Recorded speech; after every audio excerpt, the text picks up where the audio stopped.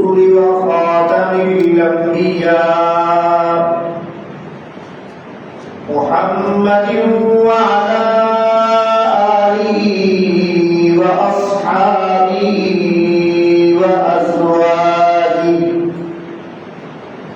وأزواجه وبناته وذرياته وأتباعه أجمعين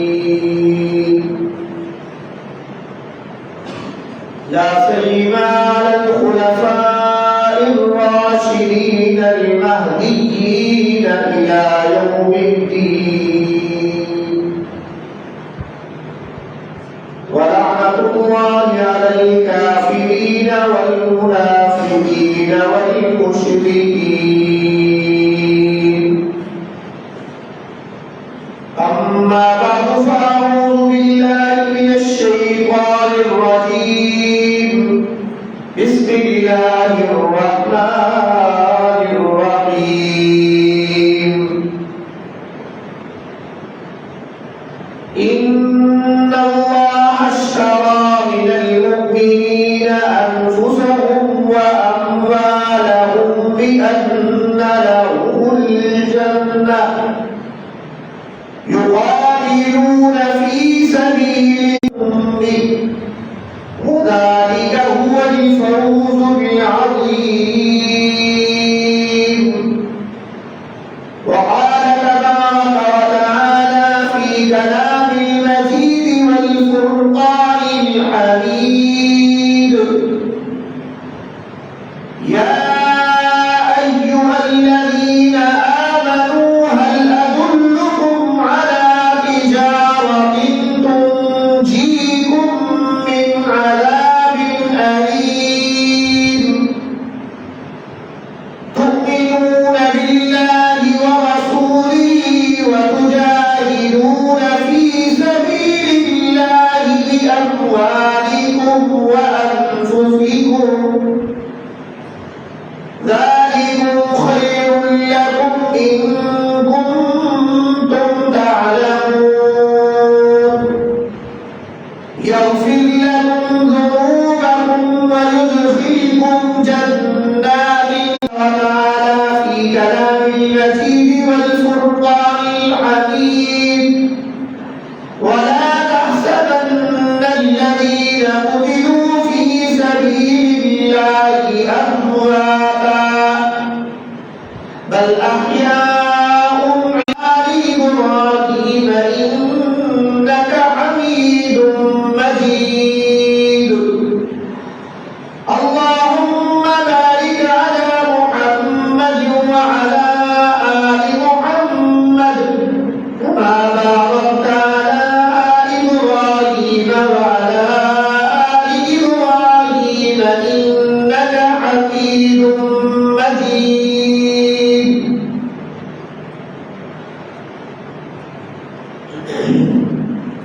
शहादत है मतलूब मकसूद मोमिन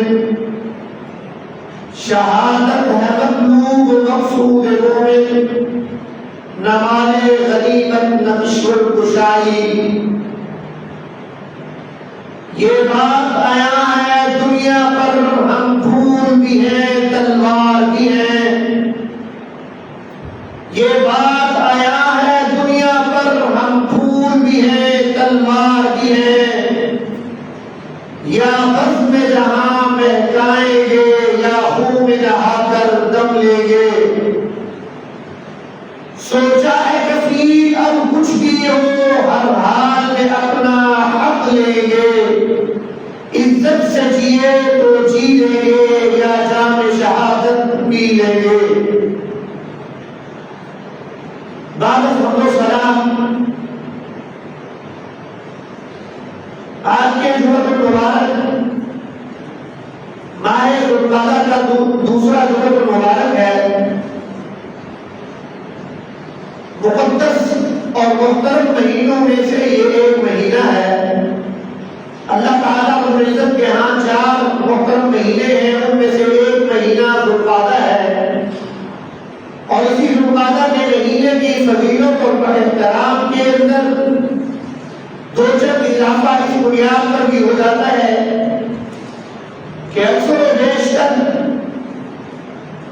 حج بیت اللہ کی سعادت حاصل کرنا جو کہ اسلام کے ارکانوں میں سے ایک اساسی اور کلیدی رکن ہے، اس کے لیے سفر اسفار کا آغاز بھی اسی ماہ مبارک میں شروع ہو جاتا ہے۔ ماہ ذوالقعدہ کے اعمال، وقائع اور تاریخی اور اسلامی واقعات کے سلسلے کو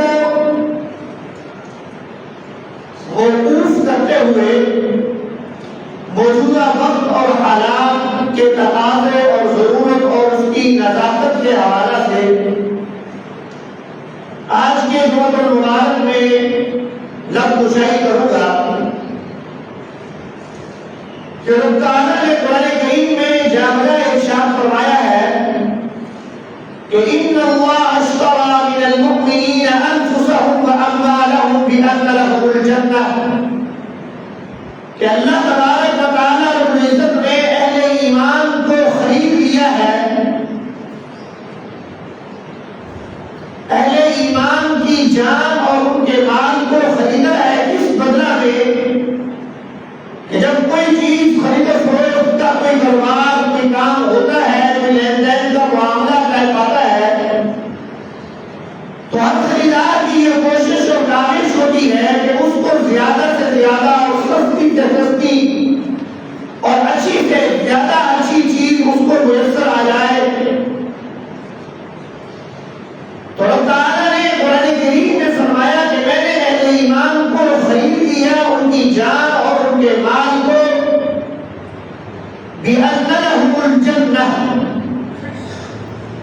کہ دنیا کے اندر کی جو زندگی ہے اس کے اندر آزمائشیں ہیں، مصائب ہیں، آلام ہیں، تکالیف ہیں، ایمان کے ساتھ وعدہ کیا ہے کہ اگر وہ لوگ اپنی جان اور اپنے مال کو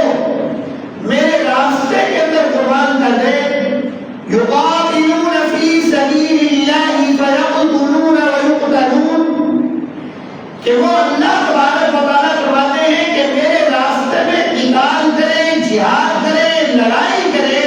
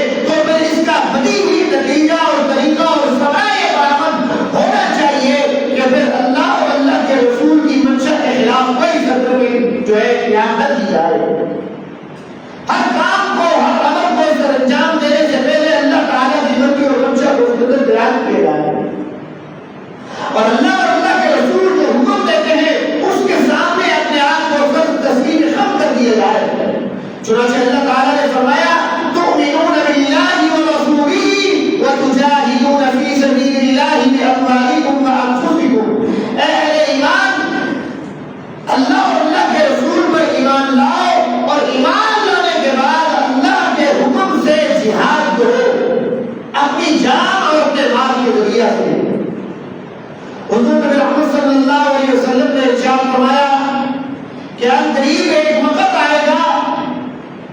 کہ تم لوگوں کو کفار ایسے اچک لیں گے کہ بندے اس طریقے سے کسی چیز کو اچک لیتے ہیں. وہ باپ کو دیکھیں کہ وہ شاہین اور اسی طرح چیل بھی ہے کہ بچے مرغی کے چھوٹے بچے ہوتے ہیں کس طرح اس کو اچک کر اچانک لے جاتے ہیں. اور شاہین میں یہ ہے کہ سمندر کی گہرائیوں سے بھی موتی کو نکال کے وہ لے کے جاتا ہے. اس کی اتنی گہری نظر ہے. تو آپ صلی اللہ علیہ وسلم نے بھی یہ ارشاد فرمایا کہ کفار اور دشمنان اسلام اسی طریقے سے تمہارے اوپر حملہ آور ہو جائیں گے جیسے کہ آج ہوئے ہیں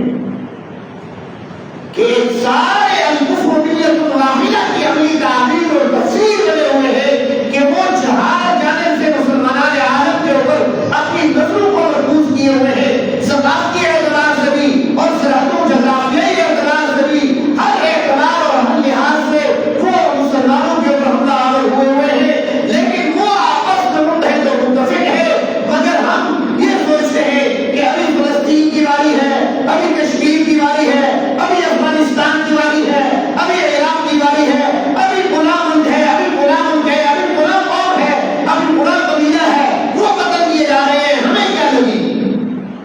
لیکن دشمن کی نظر میں صرف ایک ہی بات ہے کہ اس نے مسلمانوں کو, اہل ایمان کو, اہل مساجد اور مدارس کو نشانہ بنانا ہی بنانا ہے. وہ نہیں دیکھتا کہ یہ بریلوی ہے, دیوبندی ہے, اعلی حدیث ہے, یہ عراقی ہے, شامی ہے, مصری ہے, پاکستانی ہے, فلسطینی ہے. وہ صرف یہ بات جانتا ہے کہ یہ ہے تو مسلمان.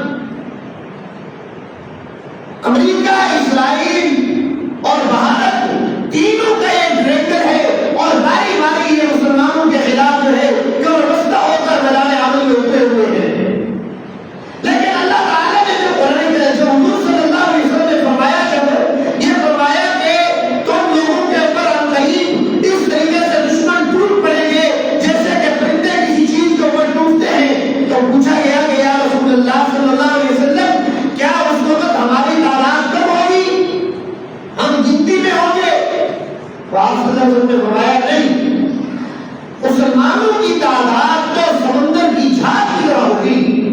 کہ جب سمندر کی لہریں وہ لگ رہی ہوتی ہیں, چل رہی ہوتی ہیں, تو پھر اس سے جو جھاگ برآمد ہوتی ہے اس کی مثل تمہاری تعداد ہوگی, یعنی بہت زیادہ ہوگی. تو آج ہم دیکھ لیں کہ ہم 1.5-2 ارب مسلمان ہیں, 52 اور 57 اسلامی ممالک ہیں, لیکن دشمن باری باری ہمیں کاٹتا چلا جا رہا ہے اور ہم سوچ رہے ہیں اچھا وہ بارڈر میں ہو رہا ہے, اچھا وہ یہاں ہو رہا ہے, ہم خانے غفلت کے اندر مبتلا ہو کر آرام کر رہے ہیں. تو آپ صلی اللہ علیہ وسلم نے فرمایا مسئلہ یہ نہیں ہے, تعداد تو تمہاری زیادہ ہوگی لیکن تمہارے دلوں کے اندر وہن پیدا ہو جائے گا. تو پوچھا گیا یا رسول اللہ صلی اللہ علیہ وسلم وہ وہن کیا چیز ہے؟ تو آپ علیہ السلام نے ارشاد فرمایا حب الدنیا و کراہیت الموت, دنیا کی محبت اور موت سے نفرت.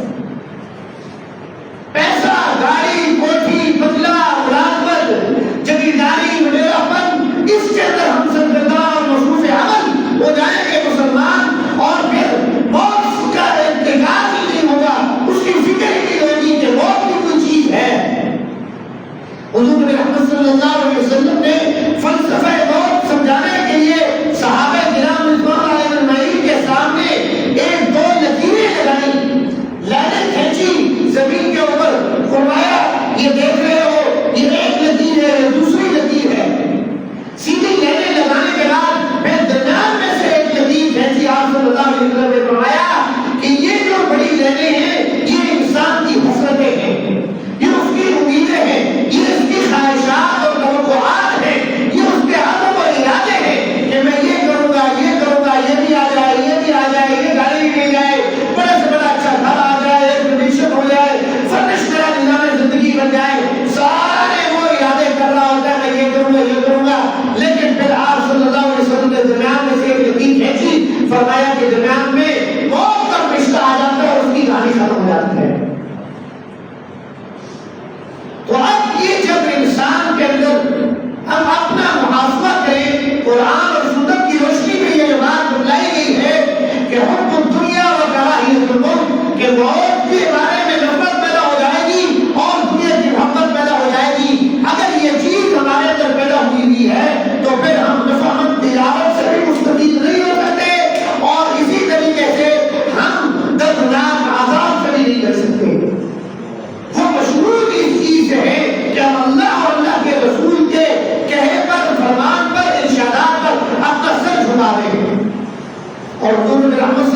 علیہ وسلم بار بار یہ دعا فرمایا کرتے تھے کہ اللہ مجھے زندگی عطا فرما اور پھر اس کے بعد شہادت کی موت عطا فرما، مجھے پھر زندگی عطا فرما پھر شہادت کی موت نصیب فرما، پھر زندگی عطا فرما پھر شہادت کی موت عطا فرما۔ کیوں کہ یہ دو قطرے ایسے ہیں جو اللہ تبارک و تعالیٰ رب العزت کو سب سے زیادہ محبوب ہے۔ پہلا قطرہ جو ہے وہ ندامت سے گناہگار انسان کی آنکھ سے بہنے والا اور ندامت کے ساتھ بہنے والا آنسو کا قطرہ ہے کہ جب وہ گرتا ہے تو اللہ تعالیٰ اس کے تمام سرائر اور گوائر گناہوں کو معاف فرما دیتے ہیں، اللہ تعالیٰ اس قطرے کو پسند فرماتے ہیں۔ اور دوسرا وہ قطرہ ہے جو شہید اللہ تبارک و تعالیٰ رب العزت کی رضا جوئی کی خاطر اعلائے جنت اللہ کے لیے، اللہ تبارک و تعالیٰ رب العزت کے دین کی سربلندی کے لیے اپنی جان کا نذرانہ پیش کرتا ہے اور اس کا جب پہلا خون کا قطرہ گرتا ہے تو اللہ تعالیٰ اس کو بھی معاف فرما دیتے ہیں۔ اور شہید کو جب جنت کے اندر لے جایا جائے گا تو جنت میں جب اللہ تبارک و تعالیٰ رب العزت کا دیدار ہوگا اور دیدار کے بعد اللہ تعالیٰ تمام اہل جنت سے سوال کریں گے تمہاری کوئی خواہش، کوئی آرزو، کوئی تمنا، کوئی چاہت ہے؟ تو باقی لوگ کہیں گے، وہ کہیں گے، لیکن شہید کہے گا یا اللہ مجھے، میں یہ چاہتا ہوں کہ دوبارہ دنیا میں جاؤں اور پھر شہید کر دیا جاؤں اور پھر جنت میں آؤں۔ کیوں؟ جب میں شہید ہو رہا تھا اس وقت کا جو نظارہ، جو لطف اور سرور، جو راحت اور اطمینان مجھے میسر آئی تھی وہ جنت سے بھی زیادہ تھا۔ تو چنانچہ آج کے موجودہ حالات میں ہم تو ہماری تو توجہ مسلمان عالم کی، ان کے پاکستان اور دیگر مقامات پر عالم اسلام کے مسلمان وہ یکسو ہو کر فلسطین اور غزہ کے مظلوموں کے لیے دعائی دے رہے تھے، صدائے احتجاج بلند کر رہے تھے، آواز حق بلند کر رہے تھے کہ ان کی مدد کی جائے، ان کی نصرت کی جائے۔ اور حکمرانوں پر، مسلم حکمرانوں پر جہاد فرض ہو چکا ہے کہ وہ جائیں اور جا کے جہاد